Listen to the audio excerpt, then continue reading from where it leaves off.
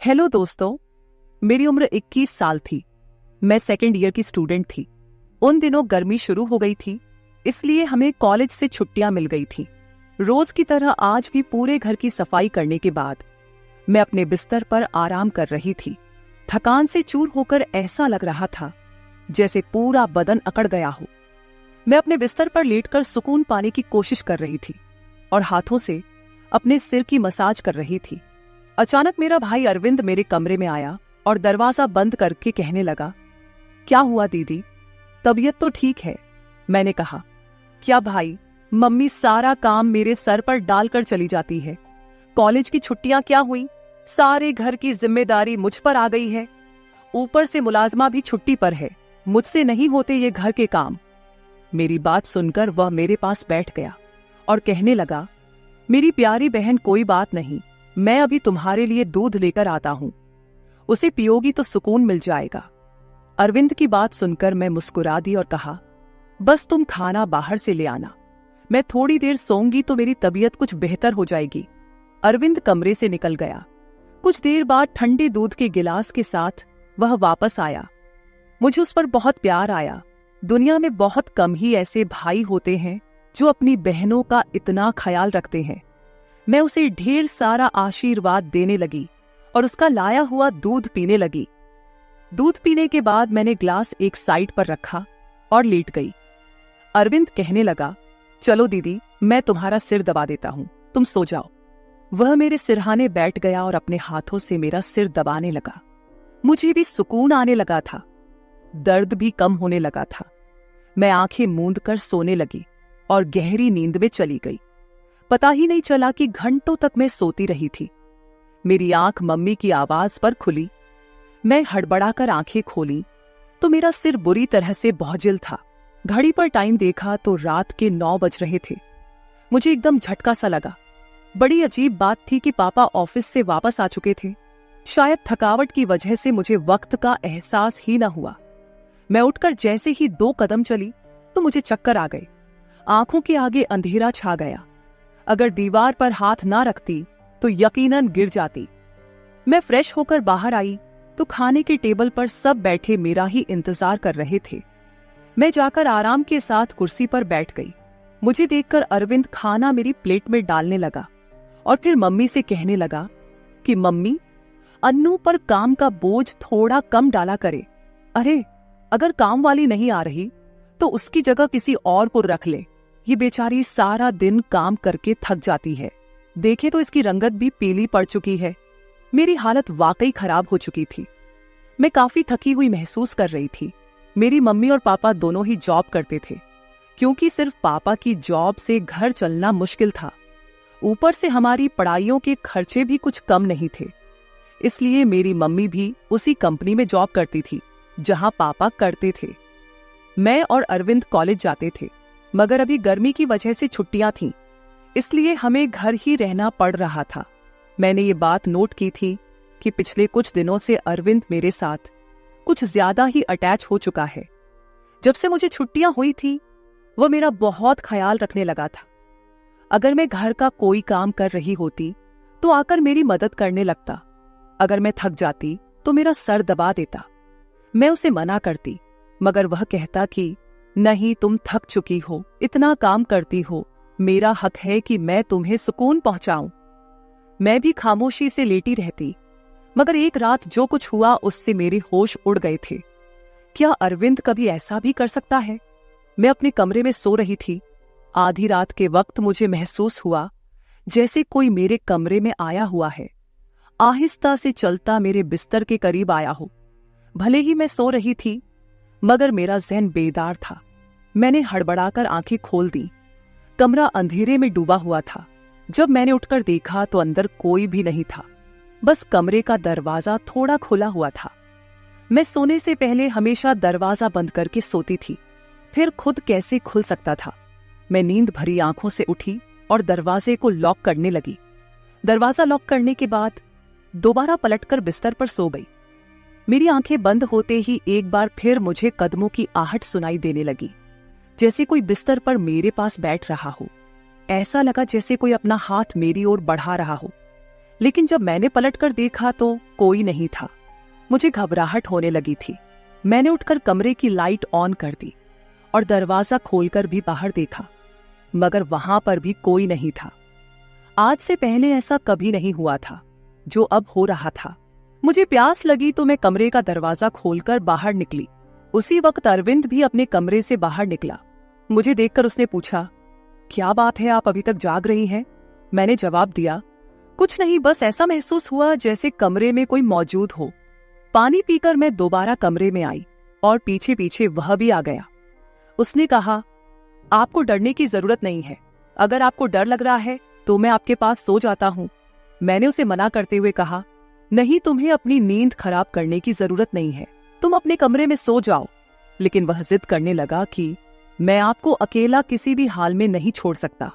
आपकी तबीयत खराब हो सकती है, मैं आपको तकलीफ में नहीं देख सकता। आप सो जाएं, मैं यही सो जाता हूं। आखिरकार मैं बेड पर जाकर सो गई। उसने तकिया उठाकर सोफे पर रख लिया और वहीं सो गया। उस रात मुझे ऐसा महसूस हुआ जैसे कोई मेरे सरहाने बैठकर मुझे बहुत देर तक देखता रहा हो। उसने मेरे बालों को सहलाया, मेरे चेहरे पर उंगलियां फेरी और मैं सुकून से सो रही थी। मुझे सब कुछ एक सपने जैसा लग रहा था।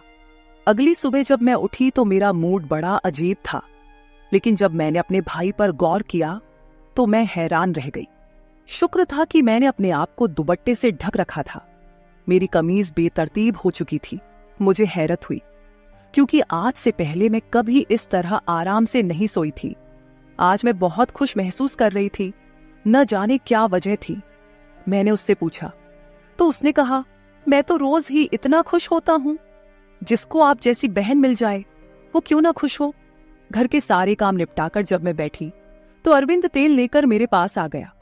कहने लगा, अन्नू दीदी, आप अपने बाल खोल दे, मैं आपके सर में मसाज कर देता हूं। मुझे उसकी हरकतें अजीब लगती थीं। मैंने कहा, यह तुम्हारा काम नहीं है, जाओ अपने दोस्तों के साथ घूमो फिरो, मुझे मसाज की जरूरत नहीं है।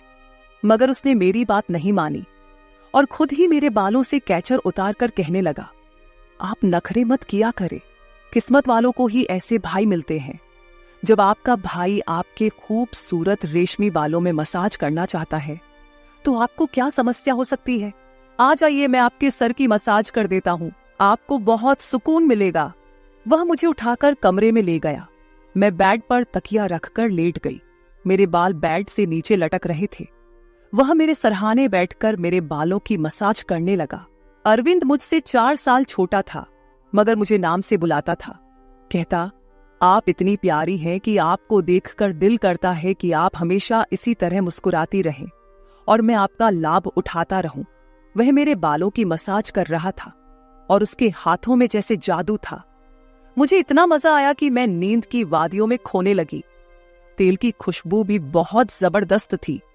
मैंने उससे पूछा, ये कौन सा तेल है? वो बोला, ये बहुत ही खास तेल है, खास आपके लिए। आपके जो इतने हसीन बाल हैं ना, ये उन्हीं बालों के लिए बना है। उसकी बातें बहुत प्यारी थीं। मैं समझ नहीं पाती थी कि वह किस तरीके से बात कर रहा है। मसाज के दौरान ही मैं नींद में खोने लगी। कुछ देर बाद जब मेरी आंख खुली तो मेरा पूरा बदन दर्द से टूट रहा था। ऐसा लग रहा था जैसे मेरी टांगों पर बहुत ज्यादा वजन रख दिया गया हो। पूरे बदन में दर्द सरायत कर रहा था। मैं धीरे धीरे उठकर बैठी और आसपास देखने लगी। तब अपने भाई पर गौर किया। मैं पूरी तरह भीगी हुई थी, जैसे किसी ने मुझे नहला दिया हो। कपड़े गीले थे, पंखा बंद था और गर्मी थी। ये सब क्या हो रहा था? मैं बड़ी मुश्किल से बेड से उठी। मुझे चक्कर आ रहे थे, चलना मुश्किल हो रहा था। मैं अपनी हालत समझ नहीं पा रही थी कि यह सब क्या हो रहा है। बड़ी मुश्किल से चलकर बाथरूम गई और फ्रेश हुई। अपनी हालत पर गौर किया तो ऐसा लगा जैसे मैं सोई नहीं, बल्कि कोई मेहनत वाला काम कर रही थी। जब मैं कमरे से बाहर निकली तो मुझे फुसफुसाने की आवाज आई। ऐसा लग रहा था जैसे कोई किसी से बात कर रहा हो। घर में मेरे और उसके अलावा कोई नहीं था। फिर वो किसके साथ बात कर रहा था? मैं पहले किचन में पानी पीने गई, मगर तब तक आवाज आनी बंद हो गई थी। मैं किचन के दरवाजे के पास खड़ी थी। जब वह बैठक से निकला, उसके हाथ में काफी पैसे थे, जिन्हें देखकर वह मुस्कुरा रहा था। मेरे माथे पर बल पड़े। अगले ही पल उसकी नजर मुझ पर पड़ी। मुझे देखकर कहने लगा, अन्नू आप उठ गई। मैं चलते हुए उसके करीब आई। वह हड़बड़ाकर पैसे अपनी पैंट की जेब में डाल रहा था, मगर मैंने उसका हाथ पकड़कर उन पैसों को सामने लाकर कहा, इतने पैसे तुम्हारे पास कहां से आए? वह नजरें झुका चुका था। कहने लगा, अब प्लीज पापा को मत बताना। मैं ताज्जुब में थी कि उसने ये पैसे पापा को क्यों नहीं दिए। मैंने सख्ती से पूछा तो वह सहम गया। कहने लगा, ये पैसे तो पापा के एक दोस्त ने कई साल पुराने कर्ज के रूप में लौटाए थे। मैंने सोचा था कि इनसे मोबाइल लूंगा, लेकिन फिर उसने पैसे मुझे थमा दिए। मैंने कहा, हाँ तुमने अच्छा किया। घर के हालात देखो किस कदर खराब है। हमारे माँ बाप दोनों नौकरी कर रहे हैं और तुम मोबाइल लेने की बात कर रहे हो। वह शर्मिंदा था। मैंने वो पैसे रात को पापा को दे दिए थे। उस रात उसने मुझसे कोई बात नहीं की और जल्दी सोने चला गया। मैं अगले दिन किचन में काम कर रही थी जब अरविंद अपने दोस्तों के साथ घर में दाखिल हुआ। मैं जितनी हैरान होती उतना ही कम था, क्योंकि वह अपने दोस्तों को सीधा लाउंज में ही ले आया था। उस वक्त मैं दुपट्टा उतारकर बर्तन धो रही थी। जब वह सब हंसते हुए अंदर आए, मैंने तुरंत दुपट्टा ऊपर लिया और फिर अरविंद को समझाने लगी कि ये क्या तरीका है, तुम जानते हो इस वक्त मम्मी पापा घर नहीं हैं, फिर भी इन लोगों को घर ले आए हो। अरविंद कहने लगा, यह मेरा घर है। जब आपको मेरा ख्याल नहीं है तो मैं आपका ख्याल क्यों करूं? अच्छा खाना तैयार करो। मेरे बहुत खास दोस्त हैं। वह मुझसे काफी नाराज हो चुका था, मगर अब मैं क्या करती? खाना तो बनाना जरूरी था। मैं उसके दोस्तों के लिए खाना बनाने लगी तो वह बोला, खाना परोसने भी तुम खुद ही आओगी। मुझे अरविंद का रवैया हैरान कर रहा था। छोटी सी बात पर वह ऐसे कैसे बदल सकता था। मैंने खाना टेबल पर लगा दिया। मैंने गौर किया कि उसके दोस्त बार बार मुझे घूरकर देख रहे थे। वे सभी अरविंद की उम्र से बड़े थे और अजीब तरीके से घूर रहे थे, जैसे कच्चा ही खा जाएंगे। मैं अपने कमरे में बंद होकर रह गई। जैसे ही वे गए तो मैं अरविंद पर फट पड़ी कि दोबारा तुम्हारे दोस्त मुझे इस घर में नजर ना आए। मगर वह तो अगले ही पल मेरे गाल थाम कर कहने लगा, इतना गुस्सा कहां से आता है? ठीक है, वो नहीं आएंगे दोबारा, मगर आप इस बारे में मम्मी पापा को कुछ नहीं बताएंगी। कैसा लड़का था ये, कभी प्यार जताने लगता तो कभी चिढ़ने लगता। मैंने हाँ में सर हिला दिया और अपने कमरे में चली गई। मुझे अरविंद की हरकतें कुछ मुश्किल सी लगने लगी थीं, क्योंकि वह मुझे अजीब तरह से देखने लगा था। उस रोज भी जब मैं अपने कमरे में आराम करने के लिए सोई तो अचानक मुझे अपने पैरों पर किसी का हाथ महसूस हुए। मैंने बौखलाकर आंखें खोली तो अरविंद मेरे पैरों को अपनी गोद में रखकर मसाज दे रहा था। मैंने उसे ऐसा करने से मना किया, मगर वह कहने लगा, मैं जो कर रहा हूं मुझे करने दें। इस घर में एक मैं ही हूं जिसे आपकी इतनी फिक्र है। मम्मी पापा को तो काम से ही फुर्सत नहीं है। खैर मैं भी थक चुकी थी। आंखें बंद की और सोने लगी। अरविंद के हाथों मसाज करवाने से मैं नींद की गहराई में खोने लगी थी, मगर जब मेरी आंख खुली तो मेरे होश उड़ गए। मेरा सर बुरी तरह चकरा रहा था। बिस्तर की चादर बिल्कुल बेतरतीब हो चुकी थी। बिस्तर पर एक शर्ट और एक मेल परफ्यूम पड़ा था। यह सामान किसका था? मैं तो कुछ भी बोल नहीं सकी। सर में इतनी तेज दर्द था कि मैं दोबारा बिस्तर पर गिर गई। ऐसा लग रहा था जैसे किसी ने मुझे बेहोशी की दवा पिला दी हो। मुझे पास में फुसफुसाहट सुनाई दे रही थी, मगर कौन बोल रहा था या मैं पहचान नहीं सकी। मुझे तो बस अरविंद की आवाज सुनाई दे रही थी। ऐसा लग रहा था जैसे वह मेरे कमरे में मौजूद हो और मुझे उठाने की कोशिश कर रहा हो। कुछ देर बाद जब मेरी आंख खुली तो सारा दृश्य मेरी नजरों के सामने घूमने लगा। मैंने सबसे पहले बेड की तरफ देखा, जहां शर्ट और परफ्यूम पड़े थे, मगर अब वहां कुछ भी नहीं था। आज फिर मेरी हालत बड़ी अजीब थी। मैं बच्ची तो नहीं थी जो यह सब कुछ समझ ना पाती। घर में मेरे और अरविंद के अलावा और कोई नहीं था। फिर मेरे सोने के बाद ऐसा क्या होता था कि मेरा पूरा शरीर पानी से नहला दिया गया हो। सिर्फ इतना ही नहीं, मेरा शरीर दर्द से चूर था और रंगत भी बिल्कुल पीली हो चुकी थी। दिन ब दिन मैं कमजोर होती जा रही थी। उस दिन भी अरविंद मेरे करीब आने की कोशिश कर रहा था, मगर मैं बहाना बनाकर अपने कमरे में आ गई थी। दिमाग में अजीब से विचार आने लगे थे। तबीयत भी काफी खराब थी। मेरी हालत देखकर माँ भी परेशान होने लगी। उन्होंने कहा कि वे अगले दिन ऑफिस से छुट्टी लेकर मुझे डॉक्टर के पास ले जाएंगी ताकि पता चल सके कि मुझे क्या समस्या है। उस रात मैं बार बार उठ रही थी और ठीक से सो नहीं पाई। अगले दिन मेरे माता पिता हमेशा की तरह अपने काम पर चले गए थे। उन्हें शायद मेरी परवाह नहीं थी। मैं खुद ही डॉक्टर के पास गई, जहां अल्ट्रासाउंड में पता चला कि मैं पेट से हूं। आखिर यह सब मेरे साथ कौन कर सकता था? अरविंद मेरा भाई था, लेकिन फिर मेरे दिमाग में यह बात आई कि मैं उसे सगा भाई समझती हूं। बात ऐसी थी कि किसी से छिपी नहीं थी कि वो मेरा सौतेला भाई है। वह मेरी माँ की दूसरी शादी से है, जबकि मैं माँ की पहली शादी की औलाद हूं। इस तरह की बातें मुझे गलत सोचने पर मजबूर कर रही थीं। समझ नहीं आ रहा था कि कैसे अपने माँ बाप को यह बात बताऊं। अरविंद मेरा सौतेला भाई जब मेरे पास बैठता तो कभी मेरा हाथ पकड़ता तो कभी मेरे गाल खींच देता। मैं बहुत परेशान हो चुकी थी कि मेरे साथ आखिरकार ऐसा कौन कर सकता है। फिर मैंने एक दिन अपने कमरे में मोबाइल का कैमरा फिट कर दिया। उस दिन हमारे माँ बाप घर पर नहीं थे। अरविंद फिर मेरे पास आया और मेरे सिर की मालिश करने लगा। मैंने बहुत कोशिश की कि न सोऊं, लेकिन तेल में शायद बेहोशी की दवा थी। जैसे ही मैं उसे सूंघी बेहोश हो गई। 1 घंटे बाद होश आया। माँ बाप भी घर लौट आए थे। जब मैंने कैमरे की रिकॉर्डिंग देखी तो जैसे पैरों तले जमीन खिसक गई। अरविंद मेरे कमरे में अपने उबाश दोस्तों को लाता था जो मेरे साथ बुरा बर्ताव करते थे। अपना काम पूरा करने के बाद वे अरविंद को पैसे देते और चले जाते। ये जानकर मैं टूट गई थी। मैंने कमरे से बाहर जाकर अरविंद का गिरेबान पकड़ा और थप्पड़ों की बरसात कर दी। मम्मी पापा भी आ गए और पापा ने गुस्से से मेरे हाथ पकड़ लिए। होश में हो? क्या पागल हो गई हो? क्यों मार रही हो इसे? मैंने रोते हुए वीडियो दिखा दी कि यह जलील इंसान मेरे साथ क्या कर रहा था। वीडियो देखकर मां फर्श पर गिर पड़ी। पापा को भी विश्वास नहीं हो रहा था। उन्होंने अरविंद को पकड़कर बहुत मारा। उसके मुंह और नाक से खून बह रहा था। अरविंद ने गुस्से में कहा, मैंने इसे कभी अपनी बहन समझा ही नहीं।